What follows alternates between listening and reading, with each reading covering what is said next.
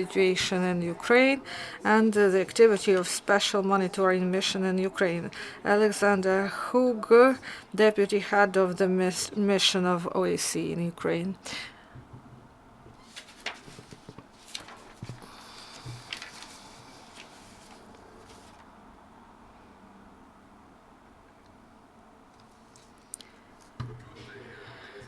Добрий день. Закінчується 2015 рік, і це дає мені можливість підвести певні підсумки. Наші спостерігачі працювали наполегливо для того, щоб було встановлено мир, стабільність та нормалізація ситуації. Зараз у нас 551 особа працює в місії на сході України. Їх робота дуже важка, і я хочу розповісти вам потім про деякі аспекти цієї роботи. With the positive. Dear friends, Eastern Ukraine is far quieter now than it has been at the beginning of the year.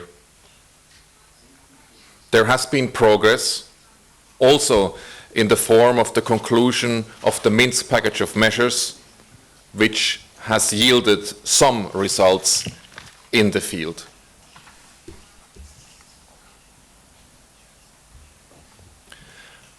Nevertheless, in the past year, there have been periods of tranquility, but far too often these periods were interrupted by ceasefire violations.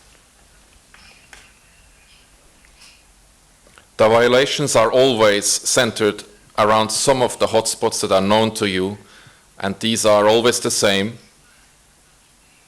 the Donetsk airport, Khorlivka, Shastia, Stanitsa Lukhanska, just to name a few.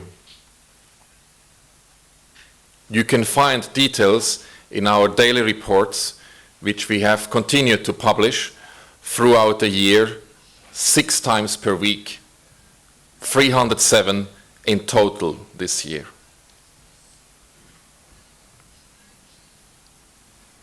Also, since February, a number of weapons have been withdrawn.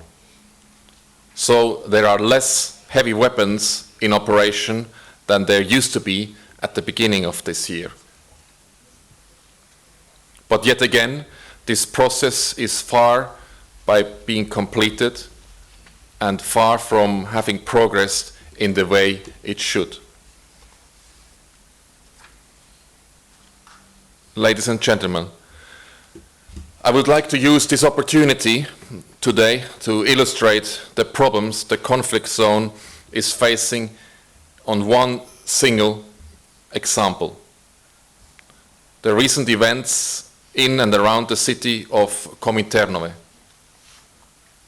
Many things remain extremely problematic, show themselves in this single example. First of all, what happened in Komiternove was a clear violation of the Minsk agreement. The ceasefire was broken by both sides. Weapons were used with the intent to establish control over areas where previously there was no armed presence. And as you know, we have seen these movements for the entire year, recently also in Pavlopil. Any use of weapons will necessarily draw counterfire, which leads to further retaliation and a wider degradation of a ceasefire. This, in turn, leads to a breakdown of whatever small elements of trust that had been established between the sides. We have seen this pattern before, and the result is always the same: death, destruction, and human suffering. Nobody wins and all lose. We have documented, as you know, What happens if the sites are too close to each other, like in Shirokine? Another thing we have noted in Komiternove was the use of weapons proscribed by the addendum to the Minsk Agreement. There is a good reason that all sides have agreed to withdraw artillery from a defined security zone.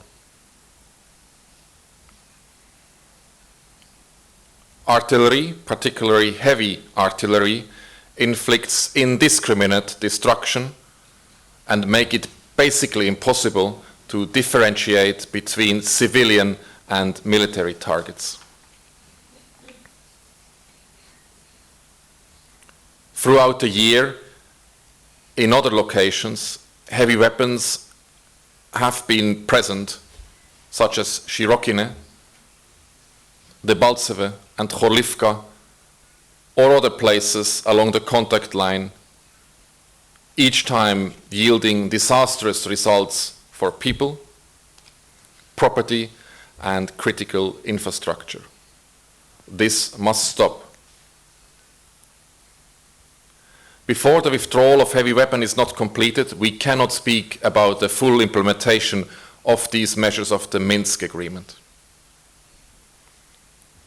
Before the withdrawal of heavy weapon is not completed, it will be much harder, if not impossible, to establish a complete and resilient ceasefire. Dear friends, the third topic, in which the events in and around Komiternovo are quasi-emblematic for a problem that is much wider, is the restriction of the freedom of movement of SMM monitors. During the events in and around Komiternovo over the past week, SMM monitors have been restricted in their freedom of movement by both sides of the conflict.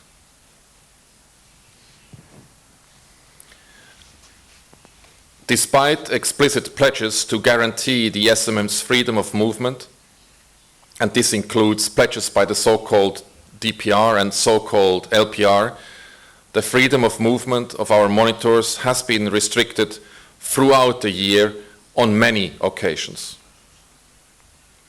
This is unacceptable and must stop.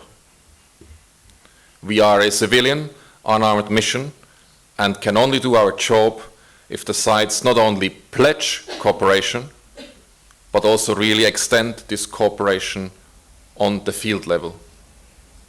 I repeat, we are a civilian, unarmed mission, and we can only our job do properly if the sides not only pledge cooperation, but also really extend this cooperation on the field level.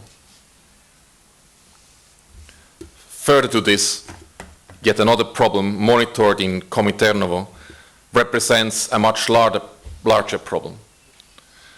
The large and widespread presence of mines and unexploded ordnance. The SMM was hindered in its access to the village of Komiternovo by a widespread presence there. As you recall, just in February this year, the SMM had facilitated a dialogue that had resulted in the joint clearing of mines and unexploded ordnance in Komiternove. Yet now, 9 months later, in December, the village is again polluted by these objects. This is also a problem for other areas. We have also seen new mines in government-controlled Marinka and in so-called DPR-controlled Yasinovata. Mines and unexploded ordnance destroy lives throughout the conflict zone. They are widespread, they block farming, they block renovation of infrastructure, and they impede economic development. They are an obstacle on the road to normalization. Let me at this point to recall the commitments of the Minsk Memorandum on Mines Sites are not to lay them, and they are to undertake efforts towards demining. Sites need to agree on mapping, marking, and fencing of minefields. They must undertake everything in their power now, not later, to not let the problem of mines and unexploded ordnance become one that will haunt the Donbass for decades to come. There is a window of opportunity now, but the sides must use it. Ladies and gentlemen, I must, especially now, during the festive season, point you towards yet another matter. Just like in Komiternove, where residents have been cut off from essential services, isolated and hindered to leave the village for a long time, the freedom of movement for the local population in the conflict zone has remained a humanitarian concern throughout the year.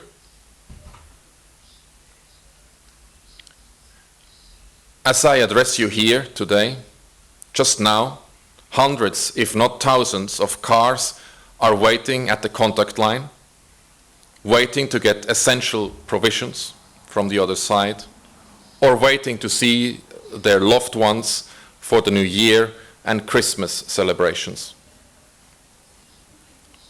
These people, among them children and their great-grandparents, wait there in the cold, without sanitary facilities, exposed to potential shelling for many hours, sometimes for days. Steps must be taken to alleviate this situation, which causes tremendous hardship for the civilian population. Dear friends, I have described now today what I see some of the main challenges that faced us in the past year, and that will continue facing us in the year to come. What needs to be done is abundantly clear and has been described in detail and agreed in agreements. The OSCE Special Monitoring Mission can monitor, report, and facilitate, but the political will and action for peace must come from the sides. Finally, let me update you, as usual, on the mission numbers. As of this week, the SMM has 667 international monitors. In addition, we have 76 other international staff and 286 Ukrainian staff, for a total of 1,029 mission staff. Thank you very much for your attention. Thank you, Mr. Hook. Шановні колеги журналісти, чи є запитання або уточнення? Do you have any questions? 112 Україна. TV channel 112 about the shelling in Kominternov. The Ministry of Defense of Ukraine warned that the provocations may take place. What was the shelling? What was the weaponry?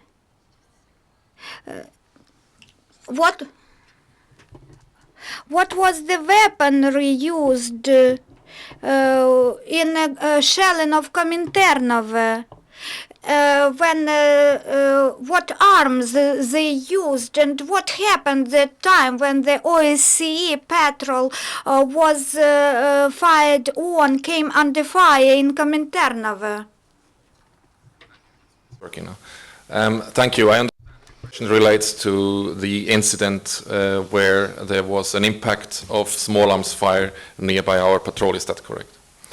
Yes, indeed, on that specific day, a patrol of the Special Monitoring Mission approached Komiternov village from the side controlled by the so-called DPR, escorted by armed members and members of the so-called DPR, to conduct a crater analysis in that area. While doing the analysis of craters there in an open field, the special monitoring mission patrol there first heard bursts of small arms fire and then also saw just a few meters away this round impacting on the ground near them. The patrol then withdrew immediately from the area and then returned back safely to their base in Donetsk city. We have outlined all these details in a spot report that is on our website available, and we have called upon both sides to look into this matter to make sure that those who committed this attack will be held to account. Дякую. Чи є ще запитання або уточнення? Is there any questions or clarifications? Apparently that's not. Дякую, шановні колеги. На цьому завершимо. Thank you very much. Our next briefing is in 10 minutes.